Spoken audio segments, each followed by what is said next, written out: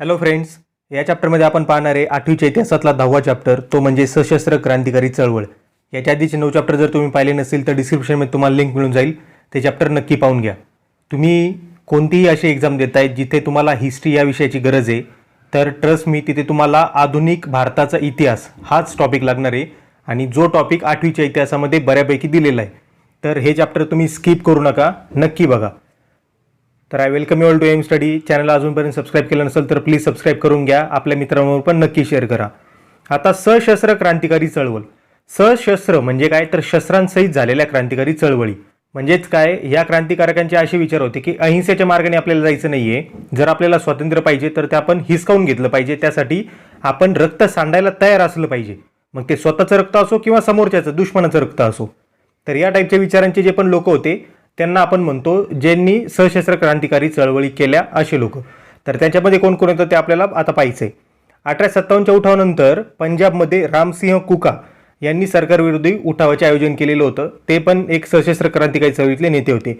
त्यानंतर वासुदेव बळवंत फडके यांनी काय केलं होतं, तर महाराष्ट्रामध्ये रामोशी बांधवांना एकत्र केलं आणि सगळ्यांना एकत्र करून त्यांनी सशस्त्र बंड पुकारलेलं होतं इंग्रज सरकारविरोधात.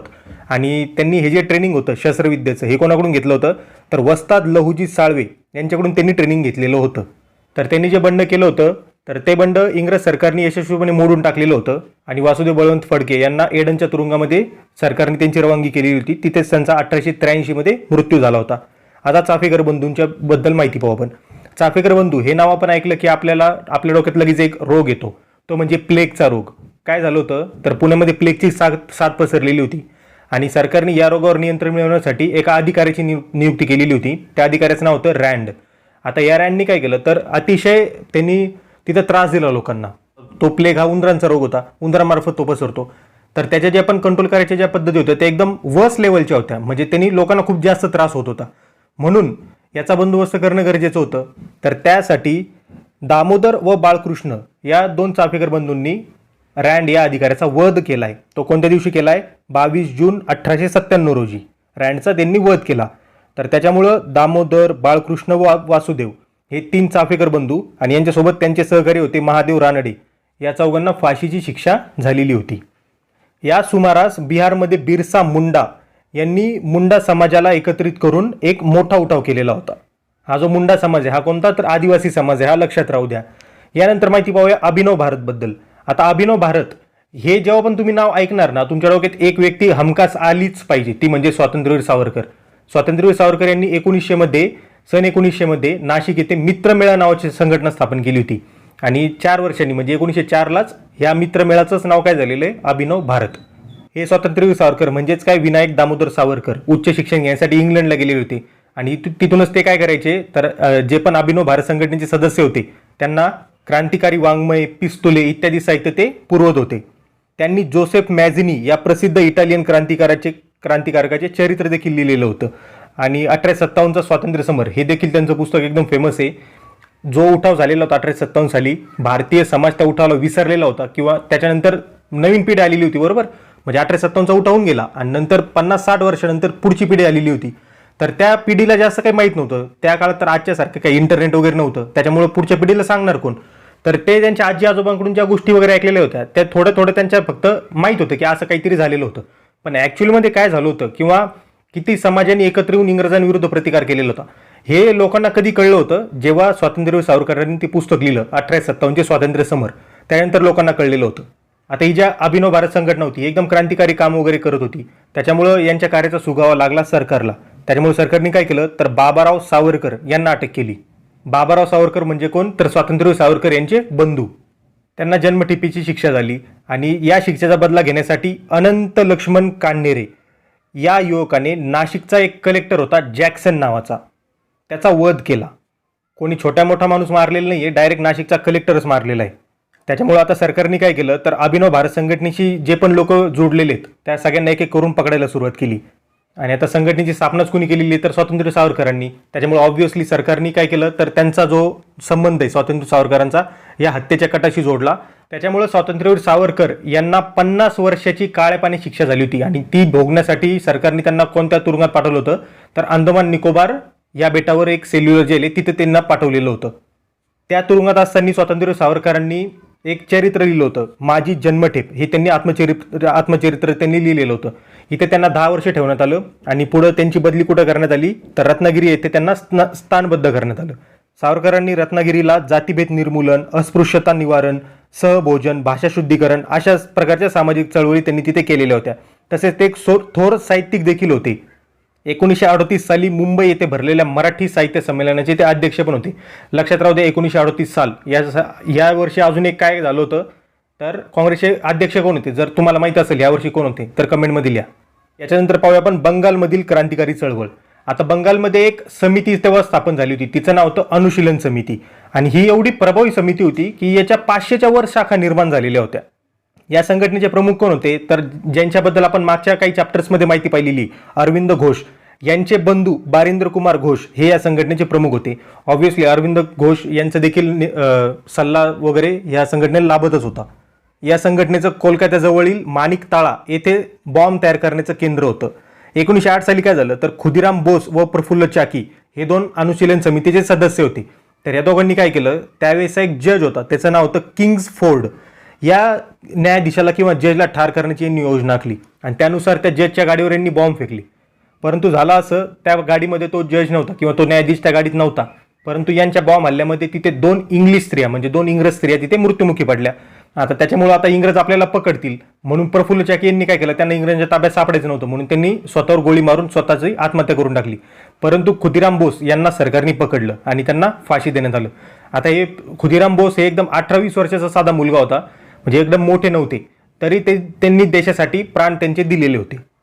आता हे जे बॉम्ब फेकण्याचं प्रकरण झालं याचा सरकारने आता तपास करायला सुरुवात केली आणि त्यानुसार काय तर अरविंद घोष यांचा देखील संबंध त्यांनी या प्रकरणाशी जोडण्याचा आतोनात प्रयत्न केला सरकारने, परंतु त्यांना अपयश आलं आणि म्हणून न्यायालयाने त्यांची निर्दोष सुटका करून दिली. आता यांच्याप्रमाणेच रासबिहारी बोस व सचिंद्रनाथ सन्याल यांनी क्रांतिकारी संघटनांचे जाळे बंगालबाहेर विस्तारलेलं होतं. रासबिहारी बोस म्हणजे कोण, ज्यांनी आझाद हिंद सेनेची स्थापना केली होती ते रासबिहारी बोस. त्यांनी पंजाब, दिल्ली, उत्तर प्रदेश येथे क्रांतिकारकांची केंद्रे उभारलेली होती आणि रासबिहारी बोस व त्यांच्या सहकाऱ्यांमध्ये एवढं धाडस होतं की त्यावेळेस आपला व्हॉइसरॉय होता, त्याचं नाव होतं लॉर्ड हार्डिंग्स. याच्यावर बॉम्ब फेकण्याचं धाडसी कृत्य त्यांनी केलेलं होतं. म्हणजे व्हॉइसरॉय म्हणजे आजचं जे प्रधानमंत्री पद आहे या पदाशी तुम्ही कंपॅरिझन करू शकता, एवढं पॉवरफुल ते पद होतं. अख्खा भारताचा जो इंग्रजांचा कारभार आहे हा तो व्हॉइसरॉय पद होता, त्याच्यावर बॉम्ब फेकण्याचं काम यांनी केलेलं होतं. परंतु त्या हल्ल्यातून लॉर्ड हार्डिंग्स वाचलेला होता. याचप्रमाणे मद्रास प्रांतात देखील असंच कार्य चाललेलं होतं. वांची अय्यर या क्रांतिकारकाने ॲश या ब्रिटिश अधिकाऱ्याला ठार केले, त्यानंतर त्यांनी स्वतःला गोळी मारून घेतली. आता हे जे भारतात क्रांतिकार्य चाललेलं होतं याला परदेशातून देखील सहाय्य मिळत होतं. असं सहाय्य अजून एक जण करत होते, त्यांचं नाव होतं पंडित श्यामजी कृष्ण वर्मा. हे मोदीजी नाही आहेत, हे पंडित श्यामजी कृष्ण वर्मा आहेत. यांनी काय केलं होतं तर लंडन येथे इंडिया हाऊसची स्थापना केलेली होती. या संघटनेमार्फत भारतीय जे पण तरुण आहेत ज्यांना उच्च शिक्षण वगैरे घ्यायचं आहे, लंडनमध्ये जाऊन ज्यांना शिष्यवृत्ती वगैरे पाहिजे त्यांना शिष्यवृत्ती पुरवण्याचं काम इंडिया हाऊस मार्फत केलं जायचं. आणि अशी शिष्यवृत्ती कोणाला मिळाली होती तर स्वातंत्र्यवीर सावरकर यांना देखील मिळालेली होती. या संघटनेचा एक सदस्य होता, त्याचं नाव होतं मदनलाल धिंगरा. या तरुणांनी काय केलं होतं तर कर्झन वायली या इंग्रज अधिकाऱ्याला ठार केलं, त्याच्यासाठी धिंगरा यांना फाशी देण्यात आलं होतं. तसेच मादाम कामा किंवा मॅडम कामा यांनी जर्मनीमध्ये स्टुटगार्ड येथे भरलेल्या जागतिक समाजवादी परिषदेमध्ये भारताच्या स्वातंत्र्याचा प्रश्न उपस्थित केलेला होता. त्यांनी याच परिषदेत भारताचा ध्वज देखील फडकवलेला होता. आता पुढे पाहिजे आपल्याला गदर चळवळ. आता गदर म्हणजे विद्रोह. ही चळवळ कुठं सुरुवात झाली होती या गदर चळवळीची तर अमेरिका आणि कॅनडा इथे जे पण भारतीय राहत होते त्यांनी या गदर चळवळीला सुरुवात केलेली होती. लाला हरदयाळ, भाई परमानंद, डॉक्टर पांडुरंग सदाशिव खानखोजे इत्यादी क्रांतिकारक या संघटनेचे प्रमुख नेते होते. गदर हे त्यांच्या मुखपत्राचं नाव होतं, त्यांच्या संघटनेच्या मुखपत्राचं नाव होतं गदर. या मुखपत्रामधून ते काय करायचे तर ब्रिटिश राजवटीचे भारतावर जे पण दुष्परिणाम होत होते त्यांना ते विशद करत होते त्या मुखपत्रामध्ये.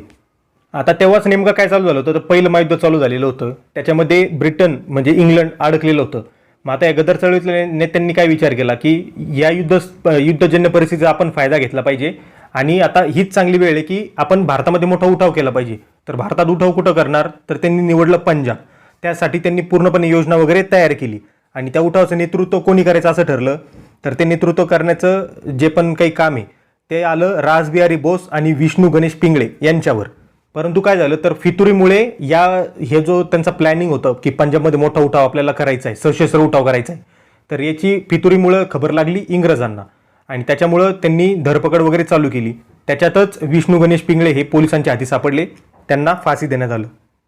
परंतु रासबिहारी बोस निसटून जाण्यामध्ये यशस्वी ठरले आणि ते सरळ कुठे गेले आहेत आता, जपानला, जिथून त्यांनी आता पुढे जाऊन तिथे पॉलिटिकल कॉन्टॅक्ट्स वगैरे वाढवले आणि नंतर त्यांनी तिथून सुभाषचंद्र बोस यांना निमंत्रण दिलेलं होतं आणि पुढे जाऊन आझाद हिंद सेनेची वगैरे त्यांनी स्थापना केलेली होती. तसेच याच युद्धाच्या काळातच अन्यत्रही क्रांतिकारक चळवळी परदेशामध्ये अस्तित्वात होत्या. ते कुठं कुठं होतं तर बर्लिनमध्ये वीरेंद्रनाथ चट्टोपाध्याय, भूपेन दत्त आणि हरदयाळ यांनी जर्मन परराष्ट्र खात्याच्या सहकार्याने ब्रिटिश विरोधी योजना आखल्या होत्या. तसेच सन 1915 मध्ये महेंद्र प्रताप, बरकतुल्ला व ओबिदुल्ला सिंधी यांनी काबूलमध्ये स्वतंत्र भारताच्या हंगामी सरकारची स्थापना केली होती. काबूल कुठे तर अफगाणिस्तानमध्ये. आता काकोरी कट काय होता? काकोरी कट हे जेव्हा आपण ऐकणार ना तर आपल्याला आठवले पाहिजे चंद्रशेखर आझाद.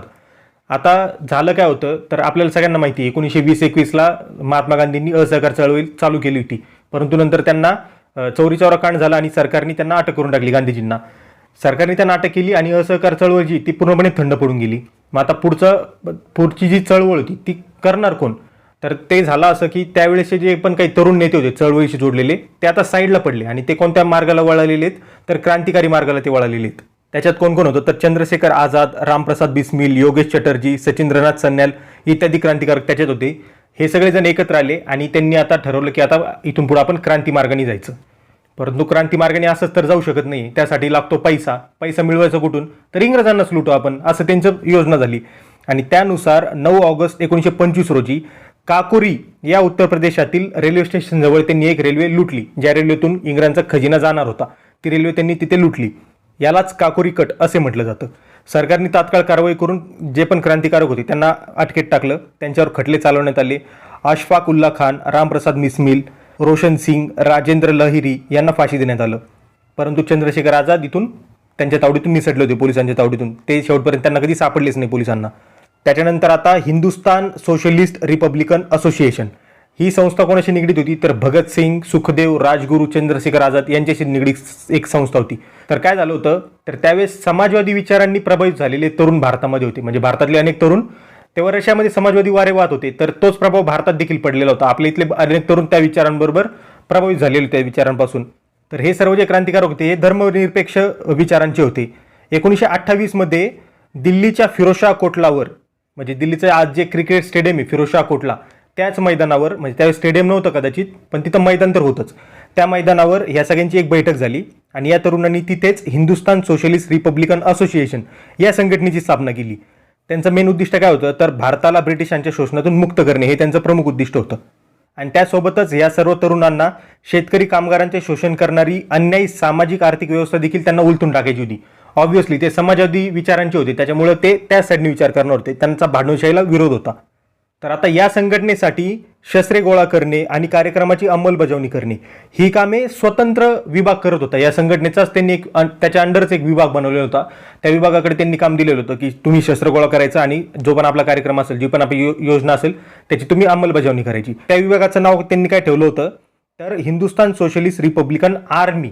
ठीक आहे, मेन संघटना काय आहे त्याच्यात आहे असोसिएशन आणि याचं नाव ठेवलंय army, Hindustan socialist Republican army. आणि त्याचं प्रमुख कोणाला बनवलेलं होतं तर चंद्रशेखर आझाद यांना. भगतसिंग व राजगुरू यांनी लाला लजपत राय यांच्या मृत्यूचा बदला घेण्यासाठी सॉन्डर्स या अधिकाऱ्याला गोळ्या घालून ठार केलं. आपल्याला माहिती आहे की आंदोलन करत असताना सॉन्डर्स या अधिकाऱ्यांनी लाला लजपत राय यांच्या छातीवर लाठीने वार केलेले होते, त्याच्यातच त्यांचा मृत्यू झालेला होता लाला लजपत राय यांचा. म्हणून त्यांच्या मृत्यूचा बदला कोणी घेतलेला आहे भगतसिंग आणि राजगुरू यांनी. तसेच पुढे जाऊन काय झालं तर नागरी हक्कांची पायमल्ली करणारी 2 विधेयकं म्हणजे 2 बिल यावेळी सरकारने मध्यवर्ती विधिमंडळात दाखल केली. म्हणजे त्यावेळेस जे पण संसद होती तिथे त्यांनी दाखल केली ते बिल. तर त्याचा निषेध करण्यासाठी भगतसिंग व बटुकेश्वर दत्त यांनी काय केलं तर मध्यवर्ती विधिमंडळामध्ये बॉम्ब फेकलेले होते. त्याच्यामुळे सरकारने लगेच काय केलं तर हे कोणत्या संघटनेशी जोडलेले आहेत त्याला त्यांची लगेच माहिती काढा, त्यांची लगेच धरपकड वगैरे चालू करा, हे सरकारने काम चालू केलं. त्यातूनच काय झालं तर सॉन्डर्सच्या हत्येचे धागेदोरे पोलिसांच्या हाती लागले. म्हणजे आतापर्यंत सॉन्डर्सच्या हत्येचा काही सुगाव सरकारला लागलेला नव्हता, परंतु जेव्हा त्यांनी हिंदुस्तान सोशलिस्ट रिपब्लिकन आर्मी यांच्या केंद्रावर धाडी टाकायला सुरुवात केल्या त्याच्यामुळे सॉन्डर्सच्या हत्येचा सुगाव तिथून त्यांना लागायला लागलेला आहे सरकारला. त्याच्यामुळे सरकारने काय केलं तर भगतसिंग, राजगुरू, सुखदेव यांच्यावर राजद्रोहाचा आरोप त्यांना सरकारने ठेवला आणि त्यानुसार त्यांना 23 मार्च 1931 रोजी लाहोरच्या तुरुंगात फाशी देण्यात आलं. चंद्रशेखर आझाद मात्र शेवटपर्यंत पोलिसांच्या तावडीत काही सापडलेच नाही आणि पुढे जाऊन अलाहाबादच्या आल्फ्रेड पार्कमध्ये पोलिसांची त्यांची एक चकमक झाली आणि त्या चकमकीमध्ये चंद्रशेखर आझाद ठार झाले. आता पाहूया चितगाव शस्त्रागारावरील हल्ला. चितगाव म्हणजे कुठं आहे तर आजच्या बांगलादेशमध्ये चितगाव नावाचं पोर्ट आहे. बरंच मोठं पोर्ट आहे म्हणजे बंदर आहे. तिथे जहाजांची वगैरे ये जा वगैरे होत असते. तर त्या पोर्टवर तिथे त्यावेळेस शस्त्रागार होतं. तर त्याच्यावर हल्ला करायची योजना आखली. तर कोणी आखली होती ती तर सूर्यसेन यांनी आणि त्यांच्यासोबत त्यांचे सहकारी होते. तर हे जे सूर्यसेन होते हे बंगालमधील चितगाव येथील क्रांतिकारी गटाचे प्रमुख होते. त्यांनी आपल्या भोवती अनंत सिंग, गणेश घोष, कल्पना दत्त, प्रीतिलता वड्डेदार यांसारख्या निष्ठावान क्रांतिकारकांची फौज गोळा केलेली होती. आता आपण इथे पाहणार आहे की बंगालमध्ये महिला पण क्रांतिकारी चळवळीमध्ये सक्रिय सहभाग घेताना आपल्याला दिसणार आहेत. तर या ग्रुपने काय केलं तर चितगाव जे पण शस्त्रागार होतं जिथे शस्त्र वगैरे ठेवली जातात त्याच्यावर योजनेप्रमाणे हल्ला केला. कोणत्या दिवशी 18 एप्रिल 1930 रोजी तिथे हल्ला केला आणि तिथे ठेवलेली शस्त्रास्त्रे त्यांनी स्वतःच्या ताब्यात घेऊन टाकली. तसेच त्यांनी काय केलं तर टेलिफोन व टेलिग्राफ यांसारख्या ज्या यंत्रणा होत्या संदेशवहनाच्या ते पूर्णपणे तोडून टाकलं आणि संदेशवहन यंत्रणा ठप्प करण्यात आली. आता हा हल्ला त्यांनी कधी केलेला आहे 1930ला. त्याच्यानंतर जवळजवळ 3 वर्षांनी म्हणजे कधी तर 16 फेब्रुवारी 1933 रोजी सूर्यसेन व त्यांचे सहकारी पोलिसांच्या हाती सापडले. त्याच्यातून काय तर सूर्यसेन आणि त्यांचे जे 12 सहकारी होते यांना फाशी देण्यात आलं व कल्पना दत्त यांना जन्मठेप झाली. परंतु प्रीतिलता वड्डेदार हे शेवटपर्यंत काही पोलिसांच्या हाती नाही लागल्या आणि त्यांनी स्वतःची आत्माहुती देऊन टाकली. म्हणजे आता हा जो चितगाव उठाव जो झालेला होता याच्यामुळं अनेक जणांना स्फुरण याच्यातून आलेलं होता, प्रेरणा भेटलेली होती. आणि याच्यातूनच काय झालं तर शांती घोष व सुनीता चौधरी या 2 शाळकरी मुलींनी काय केलं तर जिल्हा न्यायाधीशाला ठार केलं. तर बीना दास या युवतीने काय केलं कोलकाता विद्यापीठाचा पदवीदान समारंभ चाललेला होता त्या समारंभामध्ये गव्हर्नरवर गोळ्या झाडून टाकल्या. आणि सगळ्यात महत्त्वाची घटना कधी घडली तर 1940 साली. तर तेव्हा काय झालं तर जालियनवाला बाग हे जे हत्याकांड झालं होतं याचा जो पण याला जबाबदार होता या हत्याकांडाला त्याचं नाव होतं मायकल ओडवायर. हा त्यावेळेस पंजाबचा गव्हर्नर होता. तर याचा वध केलेला होता सरदार उधम सिंग यांनी. आणि तो कुठं केलेला होता इंग्लंडमध्ये केलेला होता, भारतात नाही. इंग्लंडमध्ये जाऊन त्याचा वध केलेला होता 1940 साली. त्याच्यामुळे भारतात जे पण स्वातंत्र्ययुद्ध जे झालं होतं त्याच्यामध्ये बाकीच्या नेत्यांसोबतच ह्या क्रांतिकारक नेत्यांचं देखील तेवढंच महत्त्वाचं योगदान आहे आणि हे आपण विसरता कामा नये. तर मित्रांनो हा आपला चॅप्टर होता. चॅनलला सबस्क्राईब केलं नसेल तर प्लीज सबस्क्राईब करून घ्या. आपल्या मित्रांबरोबर देखील शेअर करा. याच्या आधी चॅप्टर जर पाहिले नसेल तर ते देखील पाहून घ्या. येणारे चॅप्टर पण नक्की बघा. Stay connected with M study. जय हिंद. थँक्यू.